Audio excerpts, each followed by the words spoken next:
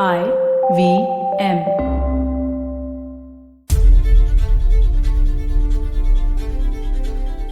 पप्पू यादव की बीवी ने क्या किया? Sorry to translate.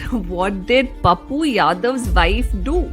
She rode to parliament on a Harley-Davidson. What? Yep. This is the longest constitution podcast. I am your host Priya Mirza, and this is what we do. We delve into matters about the constitution, the government, and this season is about work. And we have been looking at parliamentarians and parliament, and in the last two episodes, we had a look at two men, Ramdhari Singh Dinkar and Javed Akhtar, MPs in parliament who protected their industry's rights, intellectual property, through legislation. How cool and convenient is that? Which tells us that legislators need to be, or at least think about the people for whom they draft laws. And a constituency is not just a geographical region, but very often a set of people with a distinct set of interests. Today's episode is about people, of course, but more concretely, it is about a bill, a law, and finally, eggs, ande, really.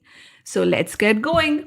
So today's first story is not about the Harley-Davidson motorbike, but about the rider. Ranjit Ranjan, an MP from Bihar, arrived in Parliament on International Women's Day in 2016 on her Harley-Davidson motorbike. And what she said to reporters who surrounded her outside Parliament was that women are everywhere, doing practically everything. They're on the moon, under the sea, and of course in kitchens and bedrooms, working away everywhere, but in Parliament. So a few statistics. And until the last 16th Lok Sabha, we have had 333 women MPs. So over nearly 7 decades, that's all the women in Parliament. It's such a sad. So just over 11% of MPs in India's Lok Sabha are women. And for some perspective, the world average is 23.6%.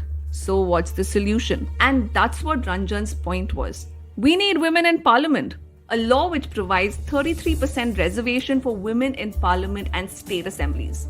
The Women's Reservation Bill. Now, this was introduced by Geeta Mukherjee, who, by the way, was a parliamentarian 7 times. Wow. In 1996. But it could not be introduced in the Lok Sabha. The second time, in 1998, the law minister was not even allowed to introduce it. What? Here's what happened in 1998. This is what newspapers reported. The papers relating to the Women's Reservation Bill was snatched from the table of the speaker by Surendra Yadav of Rashtriya Janata Dal. He was seen snatching the papers from the speaker's table, crumpling it and tossing it away. He then tore the papers in 2 parts and flung them away. What's this tamasha, man?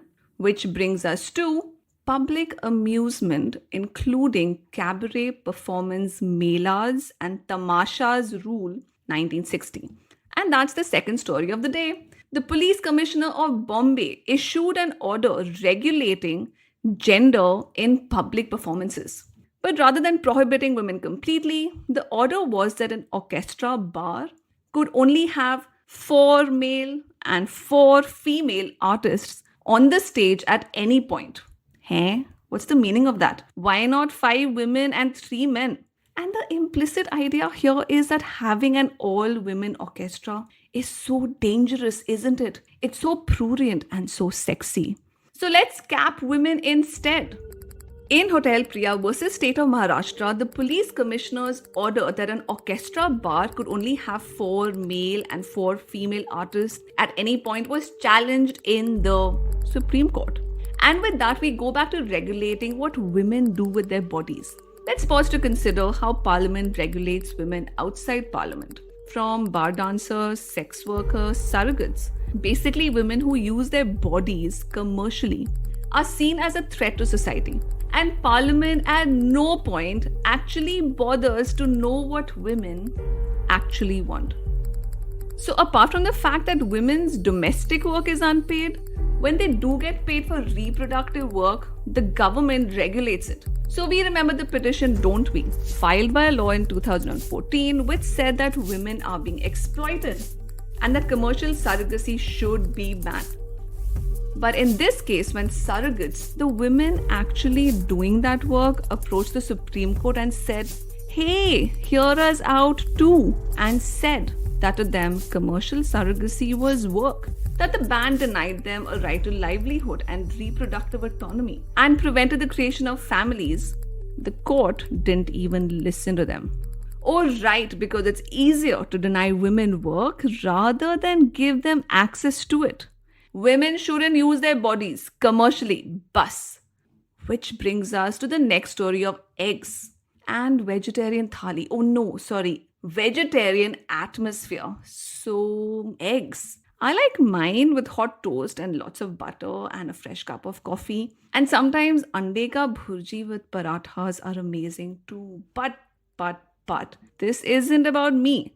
This is about Rishikesh, the city, a holy site on the river Ganga. Now, as early as 1956, the Municipal Corporation of Rishikesh passed a bylaw restricting public dealings in meat, fish, and eggs. And eggs specifically were not to be even visible to the public gaze. Why, bhai? They're just oval and white. What's the problem? Except, like in the case of commercial surrogacy, this was something which affected people. Like people who sell eggs in restaurants and dhabas. And they challenged this on the grounds of it infringing their livelihood guaranteed under Article 19.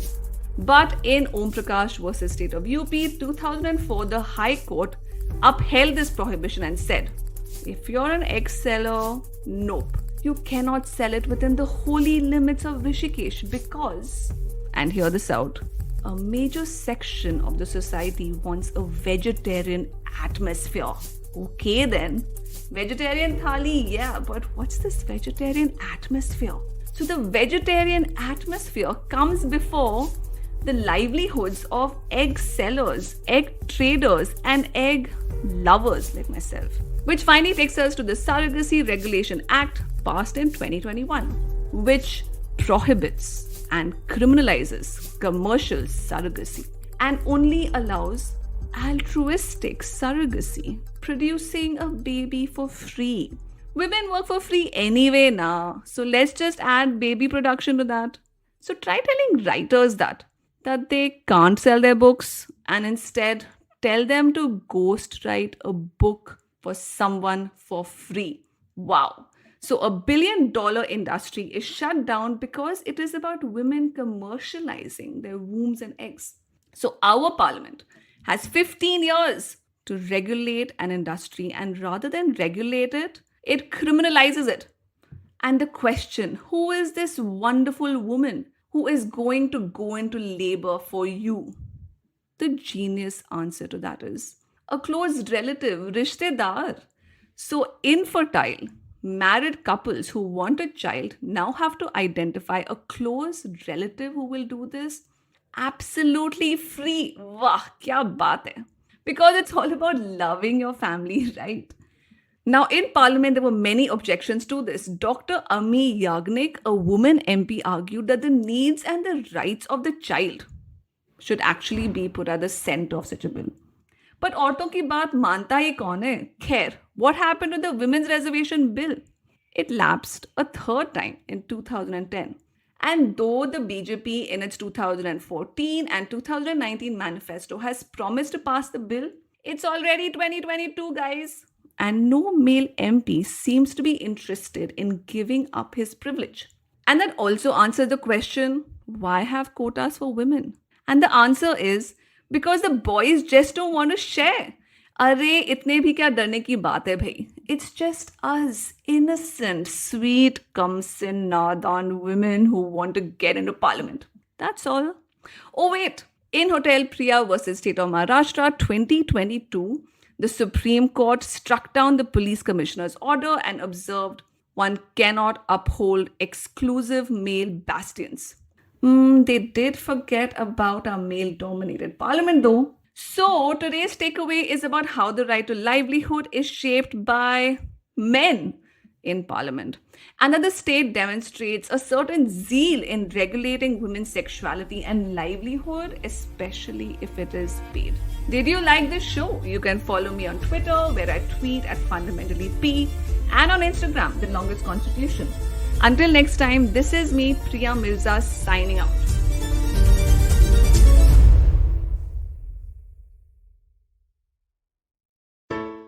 Hey, it's been another great week on the IVM Podcast Network. On This Round is on Me, Gauri is joined by none other than Vidya Balan, who talks about her debut Bengali film, her love for acting, and her journey as an actor so far. Speaking of Gauri Devidayal, she sits in for Varun on Think Fast with Suchita this week. Gauri, as you know, besides being an avid podcaster, is a restaurant and co-founder of Food Matters. She discusses everything that has happening in the F&B space and how the pandemic has affected their business.